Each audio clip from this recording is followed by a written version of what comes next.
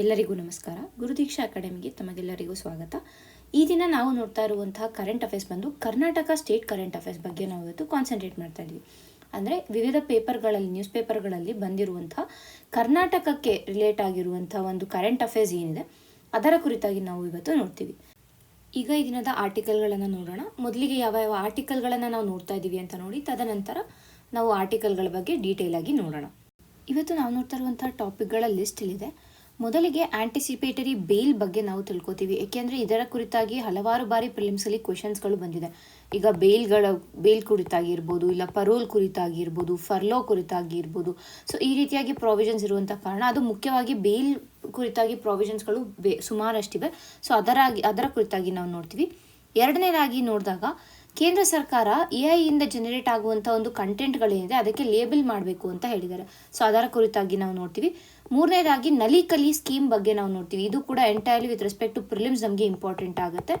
ತದನಂತರ ಕರ್ನಾಟಕದಲ್ಲಿ ದೇವದಾಸಿಗಳು ಏನಿದ್ದಾರೆ ಅವರ ಒಂದು ಸಂಖ್ಯೆ ಕಡಿಮೆ ಆಗ್ತಾ ಇದೆ ಅನ್ನುವಂಥ ಒಂದು ರಿಪೋರ್ಟ್ ಬಂದಿದೆ. ಸೊ ಅದರ ಕುರಿತಾಗಿ ನಾವು ನೋಡ್ತೀವಿ.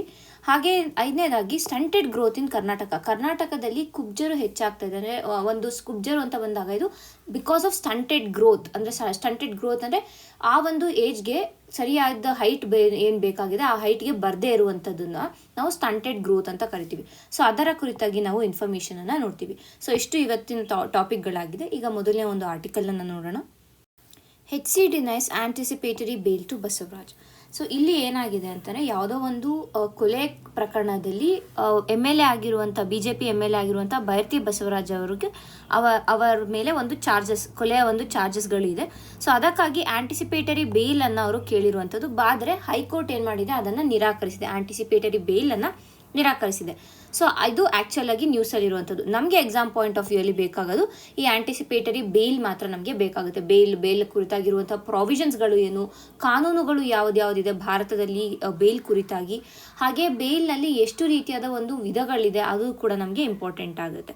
ಸೊ ಮೊದಲಿಗೆ ನಾವು ಈಗ ಆಂಟಿಸಿಪೇಟರಿ ಬೇಲ್ ಅಂದರೆ ಏನು ಅಂತ ನೋಡೋಣ. ಸೊ ಆಂಟಿಸಿಪೇಟರಿ ಬೇಲ್ ಅಂತಂದರೆ ಅಪರಾಧ ದಾಖಲಾದ ಮೊದಲು ಪಡೆಯುವ ಜಾಮೀನು. ಅಂದರೆ ಅಪರಾಧ ಇನ್ನು ದಾಖಲೆ ಆಗಿರೋದಿಲ್ಲ, ಅದಕ್ಕೆ ಮುಂಚೆನೇ ಒಂದು ಆಂಟಿಸಿಪೇಟ್ ಮಾಡಿ ನಾವು ಅರೆಸ್ಟ್ ಆಗ್ಬೋದು ಅನ್ನುವಂಥ ಒಂದು ಊಹೆಯ ಮೇಲೆ ಒಂದು ಬೇಲನ್ನು ತಗೋತಿರುತ್ತೆ, ಜಾಮೀನನ್ನು ತಗೋತಾರೆ. ಅದನ್ನು ನಾವು ಆಂಟಿಸಿಪೇಟರಿ ಬೇಲ್ ಅಂತ ಕರಿತೀವಿ.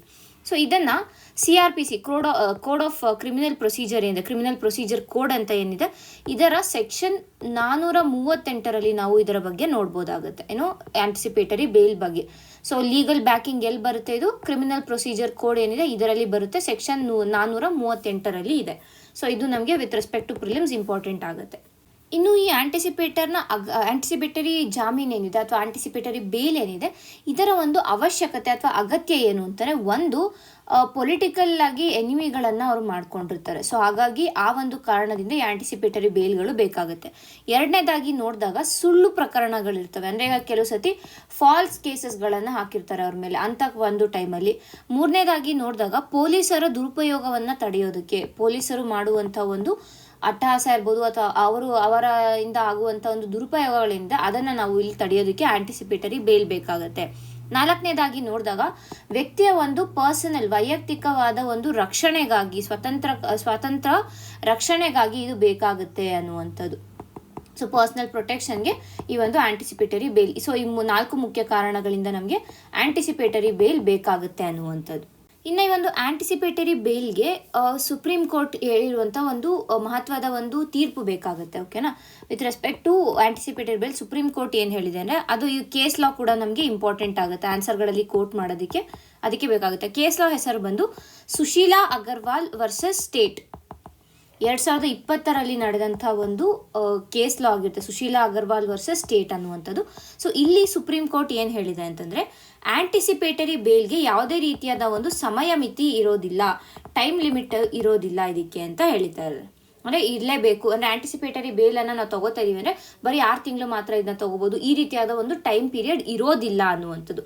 ಇದನ್ನು ಟ್ರಯಲ್ ಮುಗಿಯೋವರೆಗೂ ಕೂಡ ಮುಂದುವರಿಸೋದು. ಈಗ ಒಂದ್ಸರಿ ತಗೊಂಡಿದ್ದಾರೆ ಅಂತಂದರೆ ಅದನ್ನು until completion of trial complete ಆಗೋವರೆಗೂ, ಆ ಒಂದು ಕೇಸನ್ನು ಟ್ರಯಲ್ ಕಂಪ್ಲೀಟ್ ಆಗೋವರೆಗೂ ಇದನ್ನು ಇಟ್ಕೋಬೋದು. ಈ ಒಂದು ಆಂಟಿಸಿಪೇಟರಿ ಬೇಲ್ ಏನಿದೆ ಇದನ್ನು ಇಟ್ಕೋಬೋದು ಅನ್ನುವಂಥದ್ದನ್ನ ಈ ಒಂದು ಕೇಸ್ ಲಾ ಅಲ್ಲಿ ಹೇಳಿದ್ದಾರೆ. ಇದು ಕೂಡ ನಮಗೆ ಇಂಪಾರ್ಟೆಂಟ್ ಆಗುತ್ತೆ.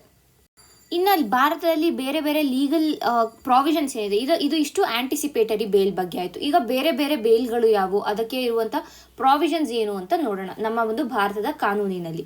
ಮೊದಲಿಗೆ ಬಂದಾಗ ನಮ್ಮ ಕಾನ್ಸ್ಟಿಟ್ಯೂಷನ್ನಲ್ಲಿ ಇರುವಂಥ article 21 right to life and personal liberty ಏನಿದೆ, ಇದು ಕೂಡ ಇಲ್ಲಿ ಅಂದರೆ ಬೇಲು ಬಂದು ಒಂದು ರೈಟ್ ಆಗುತ್ತೆ, ಜಾಮೀನು ಅನ್ನೋದು ರೈಟ್ ಆಗುತ್ತೆ. ಅಂದರೆ ನಾವು ಸ್ವತಂತ್ರವಾಗಿ ಇರುವಂಥದ್ದು ನಮ್ಮ ಒಂದು ಮೂಲಭೂತ ಹಕ್ಕು, ಫಂಡಮೆಂಟಲ್ ರೈಟ್ ಆಗುತ್ತೆ ಅನ್ನೋದನ್ನ ಹೇಳುತ್ತೆ. ತದನಂತರ CRPCಯ ಸೆಕ್ಷನ್ 436ರಲ್ಲಿ ಬೇಲನ್ನು ಕೊಡ್ಬೋದು, ಯಾವುದಕ್ಕೆ ಬೇಲಬಲ್ ಅಫೆನ್ಸಸ್ ಇದ್ದರೆ ಆಗ ಬೇಲನ್ನು ಕೊಡ್ಬೋದು ಅಂತ ಹೇಳುತ್ತೆ. ಸೆಕ್ಷನ್ 437 437 ಏನು ಹೇಳುತ್ತೆ ಅಂದರೆ, ಈಗ ನಾನ್ ಬೇಲಬಲ್ ಅಫೆನ್ಸಸ್ ಇರುತ್ತೆ. ನಾನ್ ಬೇಲಬಲ್ ಅಫೆನ್ಸಸ್ ಏನಾದರೂ ಇದೆ ಅಂತಂದರೆ ಅಂಥ ಒಂದು ಅಫೆನ್ಸಸ್ಗಳಿಗೆ ಅಥವಾ ಅಂಥ ಒಂದು ಪ್ರಕರಣಗಳಲ್ಲಿ ಮ್ಯಾಜಿಸ್ಟ್ರೇಟ್ ಮಾತ್ರನೇ ಬೇಲನ್ನು ಕೊಡ್ಬೋದು. ಸೊ ಇದು ಕೂಡ ನಮಗೆ ಇಂಪಾರ್ಟೆಂಟ್ ಆಗುತ್ತೆ. ಇನ್ನು 438 ಈಗಾಗಲೇ ಹೇಳಿದ್ದೀನಿ, ಪ್ರೀ ಅರೆಸ್ಟ್ ಆಗೋದಕ್ಕೆ ಮುಂಚೆನೇ ಜಾಮೀನನ್ನು ತಂದಿಟ್ಕೊಂಡಿರುವಂಥದ್ದು. ಮತ್ತು 4ನೇದಾಗಿ ನೋಡಿದಾಗ ಸೆಕ್ಷನ್ 439 ಏನು ಹೇಳುತ್ತೆ ಅಂತಂದರೆ, ಸೆಷನ್ ಕೋರ್ಟ್ಸ್ ಮತ್ತು ಹೈಕೋರ್ಟ್ಗಳಿಗೆ ಪವರನ್ನು ಕೊಡುತ್ತೆ ಈ ಒಂದು ಜಾಮೀನನ್ನು ನೀಡೋದಕ್ಕೆ, ಬೇಲನ್ನು ಕೊಡೋದಕ್ಕೆ. ಸೊ ಇಷ್ಟು ಪ್ರಾವಿಷನ್ಸು ವಿತ್ ರೆಸ್ಪೆಕ್ಟ್ ಟು ಜಾಮೀನು ಭಾರತದಲ್ಲಿ ಇರುವಂಥದ್ದು. ಈಗ ನೆಕ್ಸ್ಟ್ ಏನು ಬೇಕು ಅಂದರೆ, ಇದರಲ್ಲಿ ಬೇರೆ ಬೇರೆ ರೀತಿಯಾದ ಬೇಲ್ಗಳಿದೆ. ಓಕೆನಾ, ಏನು ಒಂದು ನಾರ್ಮಲ್ ಬೇಲ್, ಯಾವಾಗ ಈಗ ಅರೆಸ್ಟ್ ಆಗೋಗಿದೆ, ಅರೆಸ್ಟ್ ಆದಮೇಲೆ ಪ್ರಾಪರ್ ಡಾಕ್ಯುಮೆಂಟ್ಸನ್ನೆಲ್ಲ ಎಲ್ಲ ಕೊಟ್ಬಿಟ್ಟು ಆಮೇಲೆ ಅರೆಸ್ಟ್ ಆದಮೇಲೆ ಜಾಮೀನನ್ನು ತೊಗೊಂಡ್ಬಾರ್ದು. ಅದನ್ನ 437 ಮತ್ತು 439 ಅಡಿಯಲ್ಲಿ ಬರುತ್ತೆ. ಯಾವುದಿದು CRPCಯಲ್ಲಿ. ಆಂಟಿಸಿಪೇಟರಿ ಬೇಲ್ ಈಗಾಗಲೇ ನಾವು ನೋಡಿದ್ದೀವಿ. ಇಂಟರಿಮ್ ಬೇಲ್ ಅಂತ ಕೊಡ್ತಾರೆ. ಈ ಇಂಟರಿಮ್ ಬೇಲ್ ಏನಾಗುತ್ತೆ ಅಂತಂದರೆ ಟೆಂಪರರಿ ಬೇಲ್, ಅದು ಫೈನಲ್ ಡಿಸಿಷನ್ ಬರೋವರೆಗೂ ಒಂದು ಟೆಂಪರರಿ ಪೀರಿಯಡ್ಗೋಸ್ಕರ ಈ ಒಂದು ಬೇಲನ್ನು ಕೊಡ್ತಾರೆ, ಅದನ್ನ ಇಂಟರಿಮ್ ಬೇಲ್. ಇದಕ್ಕೆ ಯಾವುದೇ ರೀತಿಯಾದ ಒಂದು ಸ್ಟ್ಯಾಟ್ಯುಟರಿ ಬ್ಯಾಕಿಂಗ್ ಇಲ್ಲ, ಜಸ್ಟ್ ಅದನ್ನ ಕನ್ವೆನ್ಷನ್ ಥರ ಮಾಡ್ಕೊಂಡು ಹೋಗ್ತಾ ಇರೋದು. ತದನಂತರ ಡಿಫಾಲ್ಟ್ ಬೇಲ್ ಅಂತ ಬರುತ್ತೆ. ಡಿಫಾಲ್ಟ್ ಬೇಲ್ ಏನು ಅಂತಂದರೆ, ಇದು 167 ಕ್ಲಾಸ್ 2 ಅಲ್ಲಿ CRPC ಅಡಿಯಲ್ಲೇ 167 ಕ್ಲಾಸ್ 2ರಲ್ಲಿ ಬರುತ್ತೆ. ಇಲ್ಲೇನು ಅಂತಂದರೆ, ಚಾರ್ಜ್ ಶೀಟನ್ನು ಫೈಲ್ ಮಾಡಿಲ್ಲ ಅಂತಂದರೆ ಅಂಥ ಟೈಮಲ್ಲಿ ಆಟೋಮ್ಯಾಟಿಕ್ಕಾಗಿ ಡಿಫಾಲ್ಟಾಗಿ ಅದು ಬೇಲ್ಗೆ ಹೋಗುತ್ತೆ ಅನ್ನುವಂತಂದರೆ ಡಿಫಾಲ್ಟಾಗಿ ಬೇಲ್ನ ಒಂದು ಅವಕಾಶ ಇರುತ್ತೆ ಅನ್ನೋದು. ಸೊ ಈ 4 ನಮಗೆ ಇಲ್ಲಿ ಇಂಪಾರ್ಟೆಂಟ್ ಆಗುತ್ತೆ. ಸೊ ಇಷ್ಟು ನಮಗೆ ಈ ಒಂದು ಆರ್ಟಿಕಲಲ್ಲಿ ಬೇಕಾಗಿರುವಂಥ ಇನ್ಫಾರ್ಮೇಷನ್ ಆಗಿದೆ. ಅಂದರೆ ಇದು ವಿತ್ ರೆಸ್ಪೆಕ್ಟ್ ಟು ಪ್ರಿಲಿಮ್ಸ್ ಆಯಿತು. ಇನ್ನು ಈಗ ವಿತ್ ರೆಸ್ಪೆಕ್ಟ್ ಟು ಮೇನ್ಸ್ ಸ್ವಲ್ಪ ಬೇಸಿಕ್ ಇನ್ಫಾರ್ಮೇಷನನ್ನು ತಿಳ್ಕೊಳ್ಳೋಣ ನಾವು. ಸೊ ಮೊದಲಿಗೆ ನೋಡಿದಾಗ ಈ ಒಂದು ಬೇಲ್ ಪ್ರಾವಿಷನ್ಸ್ಗಳು ಏನಿದ್ದಾವೆ, ಅಂದರೆ ಒಂದು ಜಾಮೀನಿನ ಒಂದು ಕಾನೂನುಗಳು ಏನಿದ್ದಾವೆ, ಇದು ಏನು ಮಾಡುತ್ತೆ ಅಂದರೆ, ಒಂದು ಕಡೆ ನಾಗರಿಕರ ಒಂದು ಫಂಡಮೆಂಟಲ್ ರೈಟ್ಸ್ ಏನಿದೆ, ಎಸ್ಪೆಷಲಿ ಆರ್ಟಿಕಲ್ 21 ಏನಿದೆ, ಇದನ್ನು ಇದು ಸಂರಕ್ಷಿಸುತ್ತೆ ಅನ್ನುವಂಥದ್ದು. ಓಕೆನಾ. ಎರಡನೇದಾಗಿ ನೋಡಿದಾಗ same fundamental rights article 14 right to equality before law ಏನಿದೆ, ಇದನ್ನು ಕೂಡ ಈ ಒಂದು ಬೇಲ್ ಪ್ರಾವಿಷನ್ ಅಪ್ಹೋಲ್ಡ್ ಮಾಡುತ್ತೆ ಅನ್ನುವಂಥದ್ದು. ಮತ್ತು ನೆಕ್ಸ್ಟ್ ನೋಡಿದಾಗ ಈ ಒಂದು ಆಂಟಿಸಿಪೇಟರಿ ಬೇಲಿಂದ ಏನಾಗುತ್ತೆ ಅಂತಂದರೆ, ಈಗ ಕೆಲವ್ರ ಮೇಲೆ ತಪ್ಪು ಪ್ರಕರಣಗಳನ್ನು ದಾಖಲು ಮಾಡಿರ್ತಾರೆ. ಸೊ ಅಂಥವರಿಗೆ ಇಲ್ಲಿ ಅಂಥವರ ಒಂದು ರೈಟ್ಸ್ಗಳನ್ನು ಇಲ್ಲಿ ಸಂರಕ್ಷಿಸಿದಂಗೆ ಆಗುತ್ತೆ. ಸೊ ಫಾಲ್ಸ್ ಅಕ್ಯೂಸೇಷನ್ಸ್ ಏನಾದರೂ ಇತ್ತು ಅಂತಂದರೆ ಅವುಗಳನ್ನು ಕೂಡ ನಾವು ಇಲ್ಲಿ ತಡಿಬೋದು. ಅವುಗಳಿಂದ ನಾಗರಿಕರನ್ನು ಅಥವಾ ಆ ಒಂದು ವ್ಯಕ್ತಿಯನ್ನು ಇಲ್ಲಿ ನಾವು ಪ್ರೊಟೆಕ್ಟ್ ಮಾಡ್ಬೋದು ಅನ್ನೋದನ್ನು ಇಲ್ಲಿ ಅರ್ಥ ಮಾಡ್ಕೋಬೇಕಾಗತ್ತೆ. ಸೊ ಇಷ್ಟು ನಮಗೆ ವಿತ್ ರೆಸ್ಪೆಕ್ಟ್ ಟು ಮೇನ್ಸ್ ಅಂದರೆ ಬೇಸಿಕ್ ಪಾಯಿಂಟ್ಸ್. ಇನ್ನು ಫರ್ದರ್ ಡೀಟೇಲ್ಸ್ ಈ ಒಂದು ಇಮೇಜಲ್ಲಿ ಇದೆ, ನೀವು ಅದನ್ನು ಸ್ಕ್ರೀನ್ಶಾಟ್ ತೊಗೊಂಡು ರಿವೈಸ್ ಮಾಡ್ಕೋಬೋದಾಗುತ್ತೆ. ಸೊ ಇಷ್ಟು ಈ ಒಂದು ಆರ್ಟಿಕಲಲ್ಲಿ ಸಿಗ್ತಾ ಇರುವಂಥ ಸಾರಾಂಶ. ಮುಂದಿನ ಒಂದು ಆರ್ಟಿಕಲನ್ನು ನೋಡೋಣ. Centre mandates label for photo realistic AI content. So ಇಲ್ಲಿ ಏನಾಗಿದೆ ಅಂತಂದರೆ, ನಮ್ಮ ಕೇಂದ್ರ ಸರ್ಕಾರ IT ಆ್ಯಕ್ಟ್ ಏನಿದೆ, IT ಆ್ಯಕ್ಟ್ 2021 ಆ್ಯಕ್ಟನ್ನು ಇದನ್ನು ಅಮೆಂಡ್ ಮಾಡಿದೆ, ಕೆಲವಷ್ಟು ಚೇಂಜಸನ್ನು ತಂದಿದ್ದಾರೆ. ಸೊ ದ್ಯಾಟ್ ಕೃತಕ ಬುದ್ಧಿಮತ್ತೆಯಿಂದ ಯಾವುದೇ ರೀತಿಯಾದ ಒಂದು ಫೋಟೋ ರಿಯಲಿಸ್ಟಿಕ್ ಕಂಟೆಂಟ್ ಏನಾದ್ರು ಜನರೇಟ್ ಆಗಿದೆ ಅಂತಂದರೆ ಅದನ್ನು ಲೇಬಲ್ ಮಾಡಬೇಕು, ಇದು AI ಜನರೇಟೆಡ್ ಅನ್ನುವಂಥ ಒಂದು ಏನಂತೀವಿ ನಿಯಮಗಳನ್ನು ಇದಕ್ಕೆ ಆ್ಯಡ್ ಮಾಡೋದಕ್ಕೆ ಮುಂದಾಗಿದೆ. ಆ್ಯಂಡ್ ಈ ಒಂದು ಅಮೆಂಡ್ಮೆಂಟ್ ಏನಿದೆ ಇದು ಫೆಬ್ರವರಿ 20ರಿಂದ ಜಾರಿಗೆ ಬರುವಂಥದ್ದು. ಸೊ ಇದು ಕೂಡ ನಮಗೆ ಇಂಪಾರ್ಟೆಂಟ್ ಆಗುತ್ತೆ. ಮೊದಲಿಗೆ ಏನೇನು ಚೇಂಜಸ್ಗಳನ್ನು ಮಾಡಲಾಗಿದೆ, ಏನೇನು ಅಮೆಂಡ್ಮೆಂಟ್ಗಳನ್ನು ತರಲಾಗಿದೆ ಅನ್ನೋದನ್ನು ನೋಡಿ, ತದನಂತರ ಈ ಒಂದು ನಿರ್ಧಾರ ಯಾಕೆ ಬೇಕು ಇವುಗಳ ಬಗ್ಗೆ ನಾವು ನೋಡ್ಕೊಂಡು ಹೋಗೋಣ. ಮೊದಲಿಗೆ ಈಗಾಗಲೇ ಹೇಳಿರೋ ಥರ ಈ ಒಂದು ಯಾವ ಆ್ಯಕ್ಟಿಗೆ ಇದನ್ನು ಚೇಂಜ್ ಮಾಡಿರೋದು, ಅಮೆಂಡ್ಮೆಂಟ್ಸನ್ನು ತಂದಿರುವಂಥದ್ದು IT ಆ್ಯಕ್ಟ್ 2021ಕ್ಕೆ ಈ ಒಂದು ಅಮೆಂಡ್ಮೆಂಟ್ಸನ್ನು ತಂದಿರುವಂಥದ್ದು. ಇಲ್ಲಿ ಏನು ಹೇಳುತ್ತೆ ಅಂತಂದರೆ, mandatory disclosure or label for AI generated synthetic or photo realistic content. ಇನ್ನು ಮುಂದೆ ಕೃತಕ ಬುದ್ಧಿಮತ್ತೆಯಿಂದ ಯಾವುದೇ ರೀತಿಯಾದ ಒಂದು ಫೋಟೋ ರಿಯಲಿಸ್ಟಿಕ್ ಕಂಟೆಂಟ್ ಇರ್ಬೋದು, ಇಲ್ಲ ಒಂದು ಆರ್ಟಿಫಿಷಿಯಲ್ ಕಂಟೆಂಟ್ ಏನಾದರೂ ಕ್ರಿಯೇಟ್ ಆಗ್ತಾ ಇದೆ ಅಂತಂದರೆ ಅದನ್ನು ಲೇಬಲ್ ಮಾಡಲೇಬೇಕು ಕಡ್ಡಾಯವಾಗಿ ಅಂತ ಇಲ್ಲಿ ಹೇಳ್ತಾ ಇದ್ದಾರೆ. ಎರಡನೇದಾಗಿ ಇಲ್ಲಿ ಆರ್ಟಿಫಿಷಿಯಲ್ ಕಂಟೆಂಟ್ ಅಥವಾ ಸಿಂಥೆಟಿಕ್ ಕಂಟೆಂಟ್ ಅಂತಂದರೆ ಒಂದು ಆಡಿಯೋ ಮುಖಾಂತರ ಇರ್ಬೋದು, ಇಲ್ಲ ವಿಡಿಯೋ ಮುಖಾಂತರ ಇರ್ಬೋದು, ಅಂದರೆ ವಿಜುವಲ್ ಇಮೇಜ್ ಇರ್ಬೋದು, ವಿಡಿಯೋ ಇರ್ಬೋದು, ಆಡಿಯೋ ಇರ್ಬೋದು, ಯಾವುದರ ಮುಖಾಂತರ ಇದ್ರೂ ಕೂಡ ಇವುಗಳನ್ನು ಇಲ್ಲಿ ಇದು ಮಾಡಬೇಕು, ಅಂದರೆ ಲೇಬಲ್ ಮಾಡಿರಬೇಕು ಕಡ್ಡಾಯವಾಗಿ ಅನ್ನುವಂಥದ್ದು. ಸೊ ಯಾಕೆ ಈ ಒಂದು ನಿರ್ಧಾರಕ್ಕೆ ಬಂದಿರೋದು ಅಂತಾರೆ, ಮೊದಲನೇದಾಗಿ ನೋಡಿದಾಗ ಡೀಪ್ ಫೇಕ್ಗಳ ಅಪಾಯ ಹೆಚ್ಚುತ್ತಾ ಇದೆ. ಈ ಒಂದು ಕೃತಕ ಬುದ್ಧಿಮತ್ತೆ ಹೆಚ್ಚಾಗ್ತಾ ಅಂದರೆ ಅದರ ಒಂದು ಬಳಕೆ ಹೆಚ್ಚಾಗ್ತಾ ಇರುವಂತೆಯೇ ಡೀಪ್ ಫೇಕ್ನ ಒಂದು ಅಪಾಯ ಕೂಡ ಹೆಚ್ಚಾಗ್ತಾ ಇದೆ. ಸೊ ಒಂದು ಪ್ರಾಬ್ಲಮ್ ಏನು ಅಂತಂದರೆ ಡೀಪ್ ಫೇಕ್ಗೆ. ಎರಡನೇದಾಗಿ ನೋಡಿದಾಗ ಮಿಸ್ಇನ್ಫಾರ್ಮೇಷನ್ಗಳು, ಸುಳ್ಳು ಸುದ್ದಿಗಳು ಹೆಚ್ಚಾಗ್ತದೆ. ಸುಳ್ಳು ಸುದ್ದಿ ಅನ್ನೋದಕ್ಕಿಂತ ತಪ್ಪು ಮಾಹಿತಿಗಳು ಇಲ್ಲಿ ಪ್ರಚಾರ ಆಗ್ತಾ ಇರುವಂಥದ್ದು.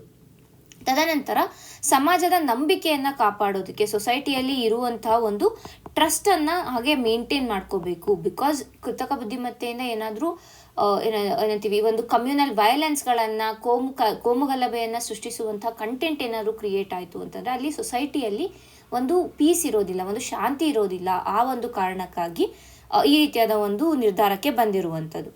ಹಾಗಾದರೆ ಏನೇನು ಚೇಂಜಸ್ಗಳನ್ನು ಮಾಡಿದ್ದಾರೆ, ಮುಖ್ಯವಾದ ಚೇಂಜಸ್ಗಳೇನು ಅಂತ ನಾವು ಇಲ್ಲಿ ನೋಡೋಣ. ಮೊದಲಿಗೆ ಏನು ಅಂತಂದರೆ, ಈಗ ಕಂಟೆಂಟ್ ಏನಾದರೂ ಸೋಷಿಯಲ್ ಮೀಡಿಯಾ ಪ್ಲ್ಯಾಟ್ಫಾರ್ಮ್ಗೆ ಮೊದಲು ಎಷ್ಟು ಅಂದರೆ 24ರಿಂದ 36 ಗಂಟೆ ಟೈಮ್ ಕೊಡ್ತಾಯಿದ್ರು. ಏನಕ್ಕೆ, ಏನಾದರೂ ಕಂಟೆಂಟ್ ಏನಾದರೂ ತಪ್ಪಿದೆ ಅಂದರೆ, ಅಥವಾ ಕಂಟೆಂಟ್ ಏನಾದರೂ ಸೊಸೈಟಿಗೆ ಹಾರ್ಮ್ ಮಾಡ್ತಾ ಇದೆ ಅನ್ನೋದಿರ್ಬೋದು, ಇಲ್ಲ ಆ ರೀತಿಯಾದ ಕಂಟೆಂಟ್ ಏನಾದರೂ ಒಂದು ದ್ವೇಷವನ್ನು ಬೆಳೆಸ್ತಾ ಇದೆ, ಇಲ್ಲ ಅಂತಂದರೆ ಅದು ಇನ್ಅಪ್ರಾಪ್ರಿಯೇಟ್ ಆಗಿರುವಂಥ ಕಂಟೆಂಟ್ ಇತ್ತು ಅಂತಂದರೆ ಅದನ್ನು ತೆಗೆಯೋದಕ್ಕೆ 24 ಗಂಟೆಯಿಂದ 36 ಗಂಟೆ ಟೈಮ್ ಕೊಡ್ತಾಯಿದ್ರು. ಅಂದರೆ ಆಲ್ಮೋಸ್ಟ್ 1 to 1.5 ಡೇ ಟೈಮನ್ನು ಕೊಡ್ತಾಯಿದ್ರು. ಬಟ್ ಈಗ ಏನು ಮಾಡಿದ್ದಾರೆ ಅಂದರೆ ಇದನ್ನು ತೆಗೆದು 2ರಿಂದ 3 ಗಂಟೆ ಒಳಗಡೆ ಇದನ್ನು ಮಾಡಬೇಕು ಅಂತ ಹೇಳಿದ್ದಾರೆ.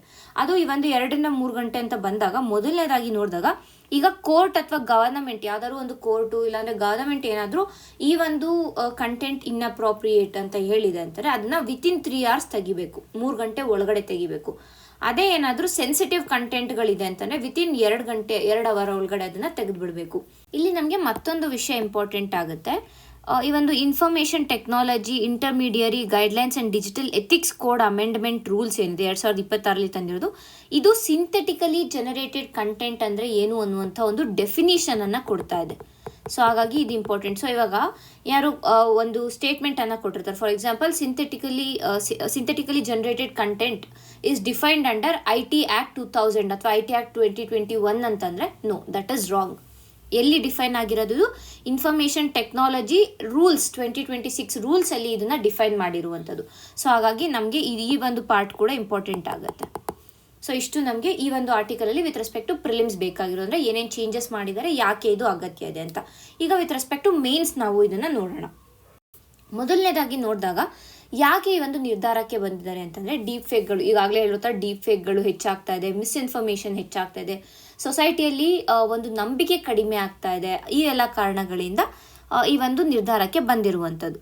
ಸೊ ಹಾಗಾದರೆ ಈ ನಿರ್ಧಾರದಿಂದ ಯಾವ ರೀತಿಯಾದ ಒಂದು ಪರಿಣಾಮ ಬೀರುತ್ತೆ ಅಂತ ನೋಡಿದ್ರೆ, ಪಾಸಿಟಿವ್ ಪರಿಣಾಮ ಏನು ಅಂತಂದರೆ, ಮೊದಲನೇದಾಗಿ user awareness and informed consent ಜಾಸ್ತಿ ಆಗುತ್ತೆ ಅಂತ. ಅಂದರೆ ಬಳಕೆದಾರರು ಏನಂತಾರೆ, ಈಗ ಸೋಷಿಯಲ್ ಮೀಡಿಯಾ ಬಳಕೆದಾರರು ಏನಂತಾರೆ, ಅವರಲ್ಲಿ ಒಂದು ಜಾಗೃತಿ, ಒಂದು ಅರಿವನ್ನು ಮೂಡಿಸಿದಂಗೆ ಆಗುತ್ತೆ ಇಲ್ಲಿ ಅನ್ನುವಂಥದ್ದು.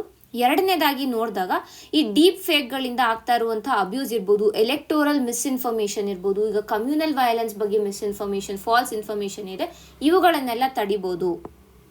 ಮೂರನೇದಾಗಿ ನೋಡಿದಾಗ ಇಲ್ಲಿ ಬರ್ಡನ್ ಬಂದು ಪ್ಲ್ಯಾಟ್ಫಾರ್ಮ್ಸ್ ಮತ್ತು ಸ್ಟಾರ್ಟಪ್ಗಳ ಮೇಲೆ ಬೀಳುತ್ತೆ. ಏನಾಗುತ್ತೆ ಅಂತಂದರೆ ಈಗ ಏನು ಹೇಳಿದೆ ಅಂದರೆ ರೂಲ್ಸ್ ಪ್ರಕಾರ ಏನಿದೆ ಅಂತಂದರೆ 3 ಗಂಟೆ ಇಲ್ಲ 2 ಗಂಟೆ ಒಳಗಡೆ, 2ರಿಂದ 3 ಗಂಟೆ ಒಳಗಡೆ ಆ ಕಂಟೆಂಟ್ಗಳನ್ನು ತೆಗಿಬೇಕು ಅಂತ ಹೇಳಿದ್ರು. ಸೊ ಈಗ ಬರ್ಡನ್ ಯಾರ ಮೇಲೆ ಬರುತ್ತೆ, ಅದು ಸೋಷಿಯಲ್ ಮೀಡಿಯಾ ಪ್ಲ್ಯಾಟ್ಫಾರ್ಮ್ಗಳ ಮೇಲೆ. ಸೊ ಆ ಪ್ಲ್ಯಾಟ್ಫಾರ್ಮ್ಗಳ ಮೇಲೆ ಇಲ್ಲ ಸ್ಟಾರ್ಟಪ್ಗಳು ಏನಿರ್ತವೆ ಆ ಕಂಪನಿಗಳ ಮೇಲೆ ಈ ಒಂದು ಬರ್ಡನ್ ಬರುತ್ತೆ. ಸೊ ಅವಾಗ ಅವ್ರೇನು ಮಾಡ್ತಾರೆ, ರೆಸ್ಪಾನ್ಸಿಬಲ್ ಆಗಿ ಆ್ಯಕ್ಟ್ ಮಾಡ್ತಾರೆ. ಸೊ ಇಲ್ಲಿ ಎಥಿಕಲ್ ರೆಸ್ಪಾನ್ಸಿಬಿಲಿಟಿಯನ್ನು ಎನ್ಹಾನ್ಸ್ ಮಾಡ್ದಂಗೆ ಆಗುತ್ತಾ ಇದೆ ಅನ್ನುವಂಥದ್ದು. ಬಟ್ ಇಲ್ಲಿ ಕೆಲವಷ್ಟು ಚಾಲೆಂಜಸ್ ಕೂಡ ಇದೆ. ಏನು ಈ ಚಾಲೆಂಜಸ್ ಅಂತ ನೋಡಿದ್ರೆ, ಮೊದಲಿಗೆ ಇಲ್ಲಿ ಫೋಟೋ ರಿಯಲಿಸ್ಟಿಕ್ ಮತ್ತು ಕ್ರಿಯೇಟಿವ್ ಈ ಎರಡರ ಮಧ್ಯೆ ಕರೆಕ್ಟ್ ಆಗದ ಒಂದು ವ್ಯತ್ಯಾಸವನ್ನು ಹೇಳಿಲ್ಲ ಯಾವುದೇ ರೂಲ್ಸಲ್ಲಾಗಲಿ. ರೂಲ್ಸಲ್ಲಿ ಏನನ್ನು ಡಿಫೈನ್ ಮಾಡಿದ್ದಾರೆ, ಸಿಂಥೆಟಿಕಲಿ ಜನರೇಟೆಡ್ ಕಂಟೆಂಟ್ ಅಂದರೆ ಏನು ಅಂತ ಡಿಫೈನ್ ಮಾಡಿದ್ದಾರೆ, ಕರೆಕ್ಟ್ ಅಲ್ವಾ? ಬಟ್ ಇಲ್ಲಿ ಪ್ರಾಬ್ಲಮ್ ಏನಂದರೆ ಫೋಟೋ ರಿಯಲಿಸ್ಟಿಕ್ ಮತ್ತು ಕ್ರಿಯೇಟಿವ್. ಈಗ ಯಾವುದೋ ಒಂದು ಫೋಟೋ ಜನರೇಟ್ ಆಗಿದೆ AI ಇಂದ, ಅದನ್ನು ಯೂಸರ್ ಏನು ಹೇಳ್ಬೋದು, ಇದು ನನ್ನ ಕ್ರಿಯೇಟಿವಿಟಿ ಅಂತ ಹೇಳ್ಬೋದು.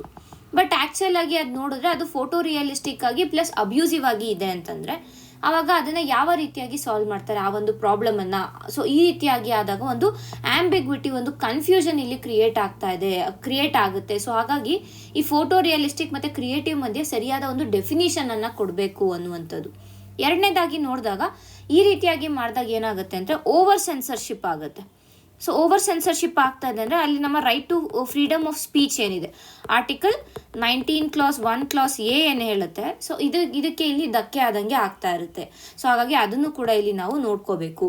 ಹಾಗಾದರೆ ಮುಂದೆ ಏನು ಮಾಡಬೇಕು, ಇವಾಗ ಈ ರೀತಿಯಾಗಿ ಆಗದೆ ಇರೋದಕ್ಕೆ ಏನು ಮಾಡಬೇಕು ಅಂತಂದರೆ, ಮೊದಲನೇದಾಗಿ ಒಂದು ಟೆಕ್ನಿಕಲ್ ಸ್ಟ್ಯಾಂಡರ್ಡ್ಸನ್ನು ಎಸ್ಟಾಬ್ಲಿಷ್ ಮಾಡಬೇಕು ಭಾರತದಲ್ಲಿ.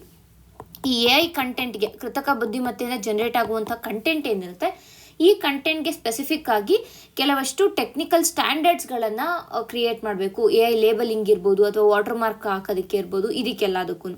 ಎರಡನೇದಾಗಿ ನೋಡಿದಾಗ ಈ ಒಂದು ಡೆಫಿನಿಷನ್ ಏನು ಹೇಳಿದೆ ಇಲ್ಲಿ, ಫೋಟೋ ರಿಯಲಿಸ್ಟಿಕ್ ಮತ್ತು ಕ್ರಿಯೇಟಿವ್ ಅಂತ, ಅದೆರಡರ ಮಧ್ಯೆ ವ್ಯತ್ಯಾಸ ಬರುವಂತೆ ಒಂದು ಡೆಫಿನಿಷನನ್ನು ಕೊಡಬೇಕಾಗತ್ತೆ. ಮತ್ತು ಮೂರನೇದಾಗಿ ನೋಡಿದಾಗ ಕೆಪಾಸಿಟಿ ಬಿಲ್ಡಿಂಗ್ ಇರ್ಬೋದು, ಸ್ಕಿಲ್ ಟ್ರೈನಿಂಗ್ ಇರ್ಬೋದು, ಇದನ್ನು ಕೊಡಬೇಕು. ಓನ್ಲಿ ದೆನ್ ಈ ರೀತಿಯಾದ ಒಂದು ಏನಂತೀವಿ ಪ್ರೋಗ್ರಾಮ್ಸ್ಗಳು ಏನಾದರೂ ಇದೆ, ಕೃತಕ ಬುದ್ಧಿಮತ್ತೆಯಿಂದ ಕಂಟೆಂಟ್ ಏನಾದ್ರು ಹಾರ್ಮ್ ಮಾಡ್ತಾ ಇದೆ ಅಂದರೆ ಅದನ್ನ ಐಡೆಂಟಿಫೈ ಮಾಡೋಕ್ಕೆ, ಫ್ಲ್ಯಾಗ್ ಮಾಡೋದಕ್ಕೆ ಈಸಿ ಆಗುತ್ತೆ ಅನ್ನುವಂಥದ್ದು. ಸೊ ಇಷ್ಟು ನಮಗೆ ಈ ಒಂದು ಆರ್ಟಿಕಲಲ್ಲಿ ಬೇಕಾಗಿರುವಂಥ ಇನ್ಫಾರ್ಮೇಷನ್ ಆಗಿದೆ. ಮುಂದಿನ ಒಂದು ಆರ್ಟಿಕಲನ್ನು ನೋಡೋಣ. KDA urges state government to continue Nali Kali scheme, submits report. Kannada development authority ಏನು ಹೇಳಿದೆ ಅಂತಂದರೆ, ಈ ನಲಿ ಕಲಿ ಸ್ಕೀಮ್ ಏನಿದೆ, ಕರ್ನಾಟಕ ಸರ್ಕಾರದ ನಲಿ ಕಲಿ ಸ್ಕೀಮ್ ಏನಿದೆ, ಇದನ್ನು ನೀವು ಮತ್ತೆ ಕಂಟಿನ್ಯೂ ಮಾಡಿ, ಇದರ ಒಂದು ಇಂಪ್ಲಿಮೆಂಟೇಷನನ್ನು ನಿಲ್ಲಿಸಬೇಡಿ.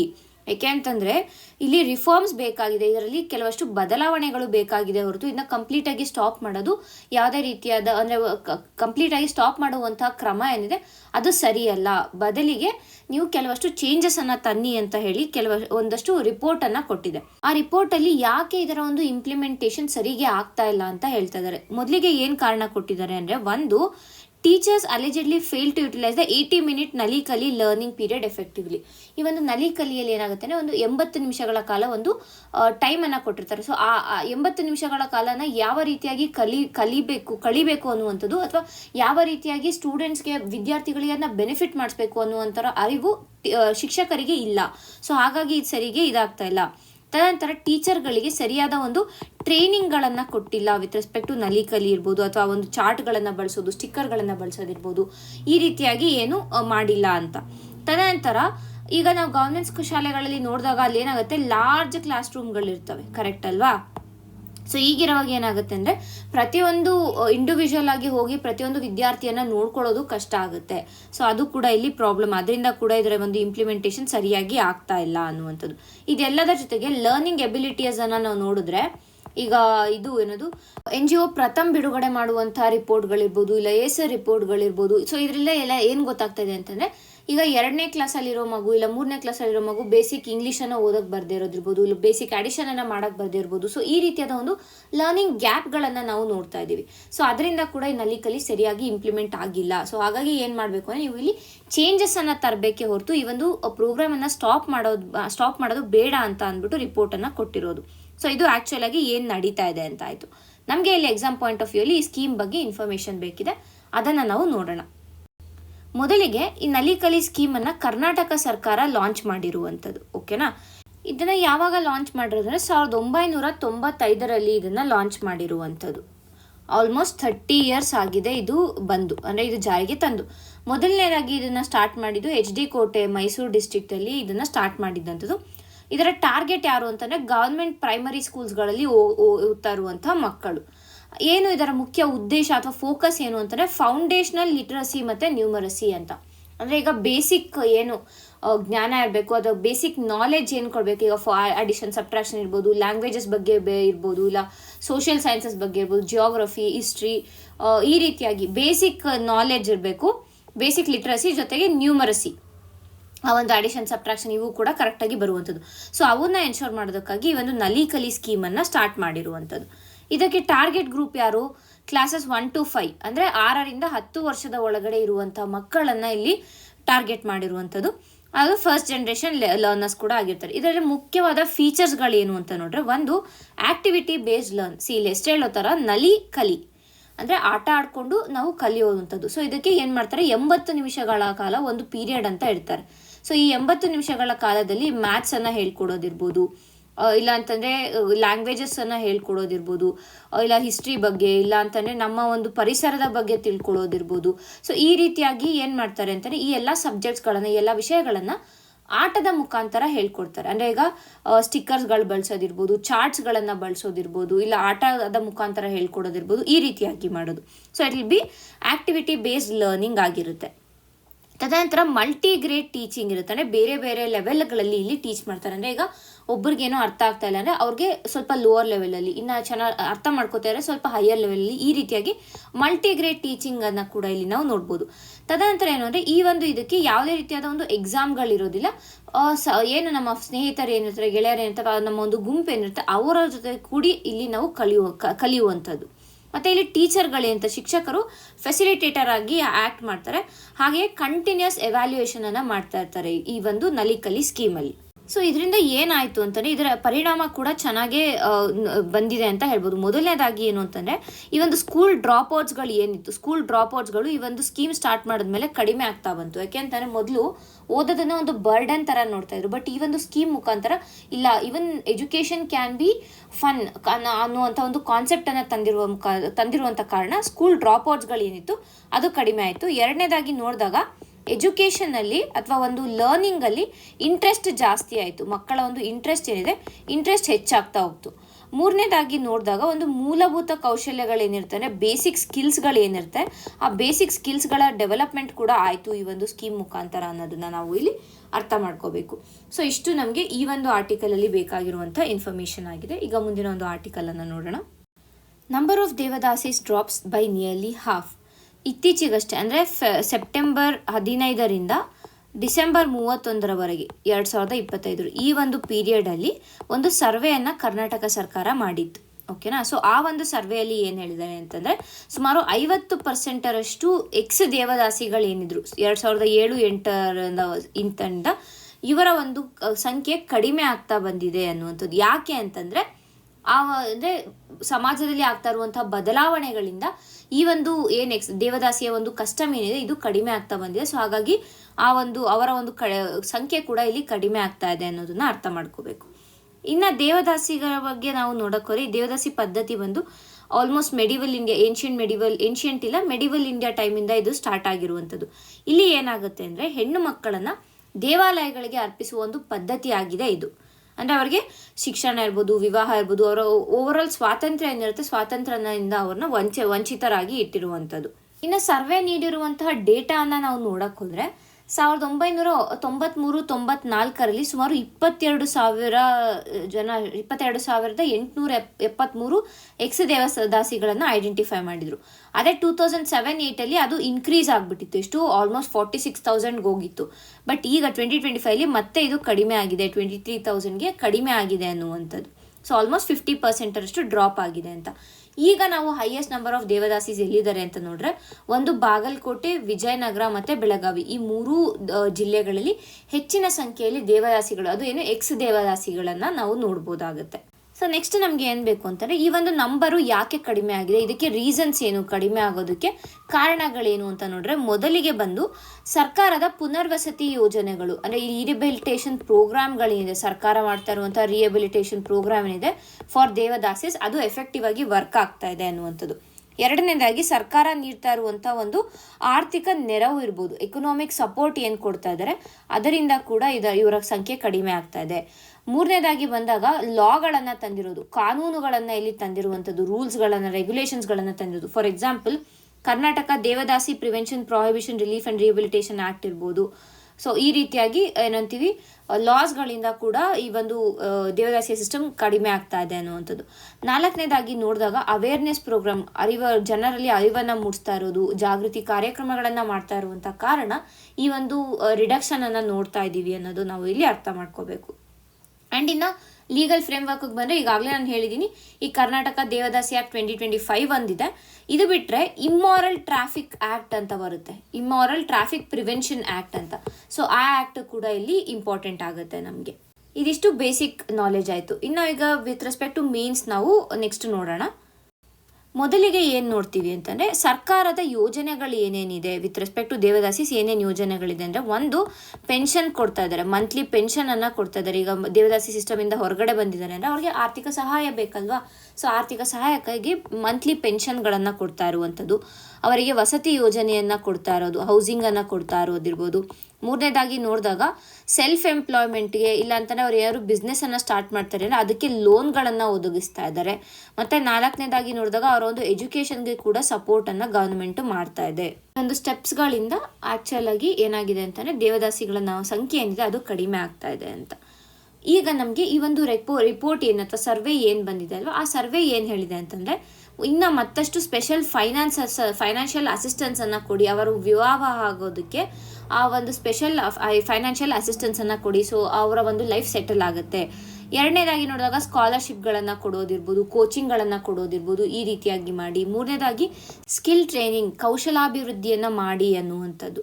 ಇನ್ನು ಕೆಲವಷ್ಟು ಕನ್ಸರ್ನ್ಸ್ಗಳು ಏನಿದೆ ಅಂತಂದರೆ, ಈ ಒಂದು ಡಿಕ್ಲೈನ್ ಏನಿದೆ ಇದು ಕಂಪ್ಲೀಟಾಗಿ ದೇವದಾಸಿ ಸಿಸ್ಟಮೇ ಎರಾಡಿಕೇಟ್ ಆಗಿದೆ ಅಥವಾ ಹೊರಟೋಗಿದೆ, ದೇವದಾಸಿ ಸಿಸ್ಟಮನ್ನು ನಾವು ತೊಲಗಿಸಿದ್ದೀವಿ ಅಂತ ಹೇಳೋದಕ್ಕಾಗೋದಿಲ್ಲ, ಬಟ್ ಕಡಿಮೆ ಆಗಿದೆ ಅಂತ ಅಷ್ಟೇನೆ. ಸೊ ಹಾಗಾಗಿ ನಾವು ಕಂಪ್ಲೀಟಾಗಿ ಆ ಒಂದು ಸಿಸ್ಟಮನ್ನೇ ಎಲಿಮಿನೇಟ್ ಮಾಡಬೇಕು.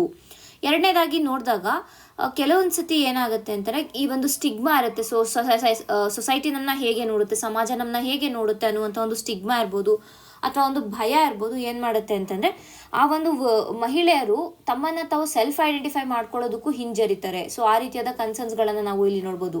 ಮತ್ತು ಈ ಒಂದು ಏನು ವಸತಿ ಸೌಲಭ್ಯ ಕೊಡ್ತಾ ಇರೋದಿರ್ಬೋದು, ಇಲ್ಲ ಪುನರ್ವಸತಿ ಸೌಲಭ್ಯಗಳು, ರಿಹ್ಯಾಬಿಲಿಟೇಷನ್ ಏನು ಮಾಡ್ತದೆ, ಇದು ಎಫೆಕ್ಟಿವ್ ಆಗಿ ನಡೀತಾ ಇಲ್ಲ ಅನ್ನುವಂಥದ್ದು. ಮತ್ತು ಇನ್ನೊಂದೇನು ಅಂದರೆ, ಈ ಒಂದು ದೇವದಾಸಿಯ ಫ್ಯಾಮಿಲಿಗಳಿಂದ ಬಂದಿರುವಂಥ ಮಕ್ಕಳು ಅವರು ಕೂಡ ಎಜುಕೇಷ್ನಲಿ ಅಷ್ಟೇ, ಸೋಷಿಯಲಿ ಅಷ್ಟೇ ಒಂದು ಬಹಿಷ್ಕಾರವನ್ನು ಅನುಭವಿಸ್ತಾ ಇದ್ದಾರೆ. ಸೊ ಅದನ್ನು ಕೂಡ ನಾವು ರೆಡ್ಯೂಸ್ ಮಾಡಬೇಕು. ಸೊ ಈ ಎಲ್ಲ ಒಂದು ಪ್ರಾಬ್ಲಮ್ಸ್ಗಳನ್ನು ರೆಡ್ಯೂಸ್ ಮಾಡಿದಾಗ only then we can effectively eliminate devadasi system ಅನ್ನೋದನ್ನ ಇಲ್ಲಿ ನಾವು ಅರ್ಥ ಮಾಡ್ಕೋಬೇಕು. ಸೊ ಇಷ್ಟು ನಮಗೆ ಈ ಒಂದು ಆರ್ಟಿಕಲಲ್ಲಿ ಬೇಕಾಗಿರುವಂಥ ಇನ್ಫಾರ್ಮೇಷನ್ ಆಗಿದೆ. ಮುಂದಿನ ಒಂದು ಆರ್ಟಿಕಲನ್ನು ನೋಡೋಣ. ರಾಜ್ಯದಲ್ಲಿ 4.79 ಲಕ್ಷ ಮಕ್ಕಳು ಕುಬ್ಜರು, 14% ಬೆಳವಣಿಗೆ ಕುಂಠಿತ, ಒಟ್ಟು 32.1 ಲಕ್ಷ ಚಿಣ್ಣರ ತಪಾಸಣೆ.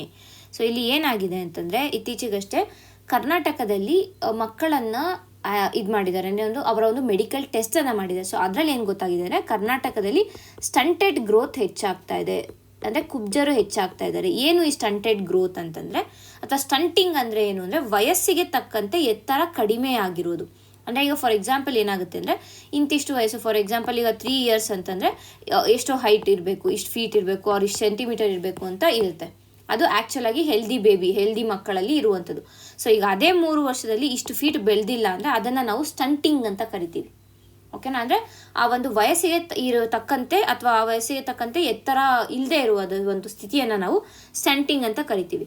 ಇದಕ್ಕೆ ಮುಖ್ಯವಾದ ಕಾರಣ ಏನಾಗುತ್ತೆ ಅಂತಂದರೆ, ದೀರ್ಘಕಾಲದ ಒಂದು ಅಪೌಷ್ಟಿಕತೆ, ಮಾಲ್ ನ್ಯೂಟ್ರಿಷನ್ ಏನಿರುತ್ತೆ, malnutrition for a very long ಪೀರಿಯಡ್ಗೆ ಮಾಲ್ ನ್ಯೂಟ್ರಿಷನ್ ಇದೆ ಅಂತಂದರೆ ಆ ಒಂದು ಕಾರಣದಿಂದ ಈ ರೀತಿಯಾದ ಒಂದು ಸ್ಟಂಟೆಡ್ ಗ್ರೋತನ್ನು ನಾವು ನೋಡ್ಬೋದಾಗುತ್ತೆ. ಇದು ಆ್ಯಕ್ಚುಲಾಗಿ ಏನು ವಿಷಯ ಏನು ಅನ್ನುವಂಥದ್ದು. ಇಲ್ಲಿ ನಮ್ಗೆ ಇವಾಗ ಏನು ಇಂಪಾರ್ಟೆಂಟ್ ಆಗುತ್ತೆ ಅಂದರೆ, ಒಂದು ಈ ಡೇಟಾ ಏನಿದೆ ಇದು with respect to mains important ಆಗುತ್ತೆ. ಮೇನ್ಸಲ್ಲಿ ಈ ರೀತಿಯಾದ ಕ್ವೆಶನ್ಸನ್ನು ನಾವು ಎಕ್ಸ್ಪೆಕ್ಟ್ ಮಾಡ್ಬೋದು. ಸೊ ಈ ಒಂದು ಡೇಟಾ ಏನಿದೆ ಇದು ಎಲ್ಲೂ national family health survey 5th survey ಏನು ಮಾಡಿದರೆ ಅದರಲ್ಲಿ ಕೊಟ್ಟಿರುವ ಡೇಟಾ ಏನು ಅಂತಾರೆ, ಅಪ್ರಾಕ್ಸಿಮೇಟಾಗಿ 35.4%, 35.5% ಅಷ್ಟು ಮಕ್ಕಳೇನಿದ್ದಾರೆ ಅಂದರೆ ಅಂಡರ್ 5 ಇಯರ್ಸ್ ಎಲ್ಲಿ ಕರ್ನಾಟಕದಲ್ಲಿ ಆರ್ ಸ್ಟಂಟೆಡ್, ಅವರು ಕುಬ್ಜರಾಗಿದ್ದಾರೆ ಅನ್ನುವಂಥ ಒಂದು ಡೇಟಾವನ್ನು ಕೊಡ್ತಾ ಇದ್ದಾರೆ. ಸೊ ಈ ಡೇಟಾ ನಮಗೆ ಇಂಪಾರ್ಟೆಂಟ್ ಆಗುತ್ತೆ. ಹಾಗಾದರೆ ಇಷ್ಟು ಹೆಚ್ಚಿನ ಪ್ರಮಾಣದಲ್ಲಿ ಈ ಒಂದು ಸ್ಟಂಟಿಂಗ್ ಇದೆ ಕರ್ನಾಟಕದಲ್ಲಿ ಅಂದರೆ ಇದಕ್ಕೆ ಮುಖ್ಯ ಕಾರಣಗಳೇನು ಅನ್ನೋದನ್ನು ನಾವು ನೋಡಬೇಕಾಗುತ್ತೆ. ಮುಖ್ಯ ಕಾರಣಗಳು ಬಂದಾಗ, ಒಂದು poor maternal nutrition and anaemia, ಅಂದರೆ ಆ ಒಂದು ತಾಯಿಯಲ್ಲಿ ಇರುವಂಥ ಒಂದು ಅಪೌಷ್ಟಿಕತೆ ಏನಿದೆ ಅದೇ ಮಕ್ಕಳಿಗೂ ಕೂಡ ಟ್ರಾನ್ಸ್ಫರ್ ಆಗಿರುತ್ತೆ. ಸೊ ಅದೊಂದು. ಹಾಗೆ ತಾಯಿಯಂದಿರು ಅನಿಮಿಯಾ ಅಂದರೆ ರಕ್ತ ಕಡಿಮೆ ಇದೆ ಬಾಡಿಯಲ್ಲಿ ಅಥವಾ ಅಯನ್ ಕಂಟೆಂಟ್ ಕಡಿಮೆ ಆಗ್ತಾ ಇದೆ ಅಂತಂದಾಗ ಅನಿಮಿಯಾ ಬರುತ್ತೆ. ಸೊ ಇದರಿಂದ ಕೂಡ ಸ್ಟಂಟೆಡ್ ಗ್ರೋತ್ ಆಗ್ಬೋದು. ನಂತರ ಮೈಕ್ರೋ ನ್ಯೂಟ್ರಿಯೆಂಟ್ ಡಿಫಿಷಿಯನ್ಸಿಗಳು, ಇನ್ನು ಸರಿಯಾದ ಹೈಜೀನ್ ಇಲ್ಲದೆ ಇರುವಂಥದ್ದು, ಸ್ಯಾನಿಟೇಷನ್ ಇಲ್ಲದೆ ಇರುವಂಥದ್ದು, ಮತ್ತು ಪಾವರ್ಟಿ ಮತ್ತು ಲೋ ಪೇರೆಂಟಲ್ ಎಜುಕೇಷನ್, ತಾಯಿ ತಂದೆಯರಿಗೆ ಸರಿಯಾದ ಒಂದು ಏನಂತೀವಿ ಎಜುಕೇಷನ್ ಇಲ್ಲದೆ ಇರುವಂಥ ಕಾರಣ ಅವರಿಗೆ ಮಕ್ಕಳಿಗೆ ಯಾವ ರೀತಿಯಾದ ಒಂದು ಆಹಾರ ಕೊಡಬೇಕು ಅಥವಾ ಅವರನ್ನು ಹೇಗೆ ನೋಡ್ಕೋಬೇಕು, ಇಲ್ಲ ಪ್ರೆಗ್ನೆಂಟ್ ಇರುವಾಗ ತಮ್ಮನ್ನು ತಾವು ಹೇಗೆ ನೋಡ್ಕೋಬೇಕು, ಯಾವ ರೀತಿಯಾದ ಆಹಾರ ಸೇವನೆಯನ್ನು ಮಾಡಬೇಕು, ಇವೆಲ್ಲ ಸರಿಯಾದ ಒಂದು ನಾಲೆಡ್ಜ್ ಇಲ್ಲದೆ ಇರುವಂಥ ಕಾರಣ ಕೂಡ ಈ ರೀತಿಯಾದ ಸ್ಟಂಟೆಡ್ ಗ್ರೋತ್ ಆಗ್ತಾ ಇದೆ, ಕರ್ನಾಟಕದಲ್ಲಿ ಹೆಚ್ಚಾಗ್ತಾ ಇದೆ ಅನ್ನೋದನ್ನ ಅರ್ಥ ಮಾಡ್ಕೋಬೇಕು. ಸೊ ಹಾಗಾದರೆ ಗವರ್ನಮೆಂಟ್ ಯಾವ ರೀತಿಯಾದ ಒಂದು ಇನಿಷಿಯೇಟಿವನ್ನು ತಗೊಂಡಿದೆ ಅಂತ ನೋಡ್ರೆ, ಒಂದು ಪೋಷಣ್ ಅಭಿಯಾನನ ಇದೆ. ಈ ಸ್ಕೀಮ್ ಬಗ್ಗೆ ಗೊತ್ತಿದೆ ನಮಗೆ. ಮಾತೃಪೂರ್ಣ ಸ್ಕೀಮ್ ಇದೆ, ಮಿಡ್ ಡೇ ಮೀಲ್ ಸ್ಕೂಲ್ಗಳಿದೆ, ಹೆಲ್ತ್ ಆ್ಯಂಡ್ ನ್ಯೂಟ್ರಿಷನ್ ಕ್ಯಾಂಪ್ಸ್ಗಳನ್ನು ಹಾಕ್ತಾ ಇರೋದಿರ್ಬೋದು. ಈ ರೀತಿಯಾಗಿ ಎಲ್ಲ ಒಂದು ಗೌರ್ಮೆಂಟ್ ಇನಿಷಿಯೇಟಿವ್ಸನ್ನು ತಗೊಂಡಿದೆ. ಬಟ್ ಸ್ಟಿಲ್ ಚಾಲೆಂಜಸ್ಗಳು ಕೂಡ ಇದೆ. ಈ ಒಂದು ಇನಿಷಿಯೇಟಿವ್ಸನ್ನು ತಗೊಂಡಿದ್ರು ಕೂಡ ಅಲ್ಲಿ ಇಂಪ್ಲಿಮೆಂಟೇಷನ್ ಗ್ಯಾಪ್ಸ್ ಇರ್ಬೋದು, ಇಲ್ಲಾಂದರೆ ಅದಕ್ಕೆ ಬೇಕಾದಂಥ ರಿಸೋರ್ಸ್ಗಳು ಸಿಗದೆ ಇರೋದಿರ್ಬೋದು, ಇಲ್ಲ ಫಂಡಿಂಗ್ ಗ್ಯಾಪ್ಗಳಿರ್ಬೋದು, ಇಲ್ಲ ಎಷ್ಟೋ ಜನರಲ್ಲಿ ಅದರ ಒಂದು ಅರಿವಿಲ್ಲದೆ ಇರುವಂಥದ್ದು. ಈ ಸ್ಟಂಟೆಡ್ ಗ್ರೋತ್ ಅಂದರೆ ಏನು, ಅದಕ್ಕೆ ಯಾವ ರೀತಿಯ ಒಂದು ಪರಿಹಾರವನ್ನು ನಾವು ಮಾಡ್ಕೋಬೇಕು, ಇದೆಲ್ಲ ಅವೇರ್ನೆಸ್ ಇಲ್ಲದೆ ಇರುವಂಥದ್ದು.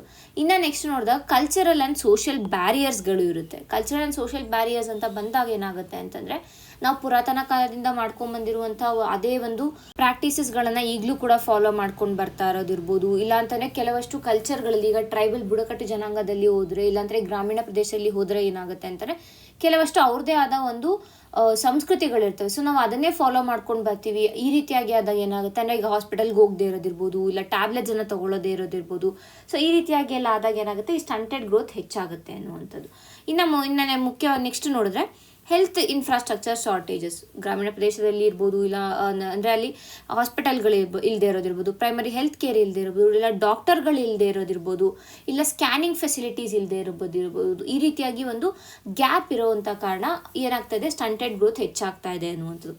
ಹಾಗಾದರೆ ಏನು ಮಾಡ್ಬೋದು ಮುಂದೆ ಅಂತ ನೋಡ್ರೆ, ಒಂದು ಮೆಟರ್ನಲ್ ನ್ಯೂಟ್ರಿಷನನ್ನು ಇಂಪ್ರೂವ್ ಮಾಡಬೇಕು. ಅಂದರೆ ತಾಯಂದಿರು ಈಗ ಗರ್ಭಿಣಿಯಾಗಿದ್ದಾರೆ ಅಂತಂದರೆ ಅವರಿಗೆ ಬೇಕಾದಂಥ ಎಲ್ಲ ಒಂದು ಅವಶ್ಯಕ ಪೋಷಕಾಂಶಗಳು ಅವರಿಗೆ ಹೋಗ್ತಾ ಇದೆ ಅನ್ನೋದನ್ನ ನೋಡ್ಕೋಬೇಕು. ಟ್ಯಾಬ್ಲೆಟ್ ಮುಖಾಂತರ ಇರ್ಬೋದು, ಇಲ್ಲ ಆಹಾರ ಪದ್ಧತಿಯನ್ನು ಚೇಂಜ್ ಮಾಡ್ಕೊಳ್ಳೋದ್ರ ಮುಖಾಂತರ ಇರ್ಬೋದು.